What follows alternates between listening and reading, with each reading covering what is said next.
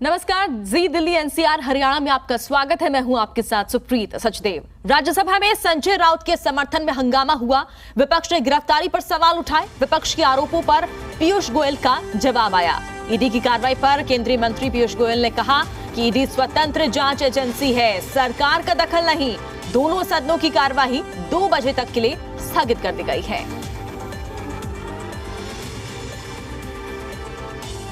तो राज्यसभा में संजय राउत के समर्थन में यह हंगामा देखने को मिला है। विपक्ष ने गिरफ्तारी पर सवाल उठाए और विपक्ष के आरोपों पर पीयूष गोयल का जवाब सामने आया। उन्होंने कहा, ईडी की कार्रवाई को लेकर उन्होंने अपनी बात रखी। उन्होंने कहा कि ईडी स्वतंत्र जांच एजेंसी है, सरकार का इसमें कोई दखल नहीं। बता दें आपको, दोनों सदनों की कार्रवाई फिलहाल 2 बजे तक के लिए स्थगित कर दी गई है।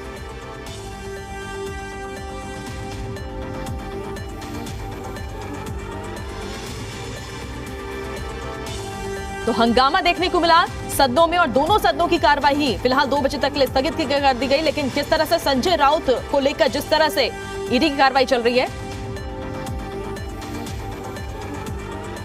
और केंद्रीय मंत्री पीयूष गोयल इस वक्त कुछ कह रहे हैं, सुन लेते हैं। कि कल दोपहर को 2 बजे राज्यसभा में चर्चा होगी महंगाई पे। आज लोकसभा में तो लिस्टेड है, उसके बावजूद विपक्ष कोई एक मत पर नहीं आ पा रही है। अब समझ में आ रहा है कि ये महंगाई से भाग रहे हैं। शायद बहुत उनके मन में शंका है कि सरकार ने जो अच्छे काम किए वो सामने आएंगे और ऑपोजिशन को भी हम एक तरीके से नकाब खुलासा कर देंगे कि कैसे ऑपोजिशन के राज्यों ने महंगाई के ऊपर ठोस कदम नहीं उठाए, वैट भी नहीं कम किया पेट्रोल डीजल पे। ऑपोजिशन अब महंगाई की चर्चा से, जीएसटी की चर्चा से भाग रही है।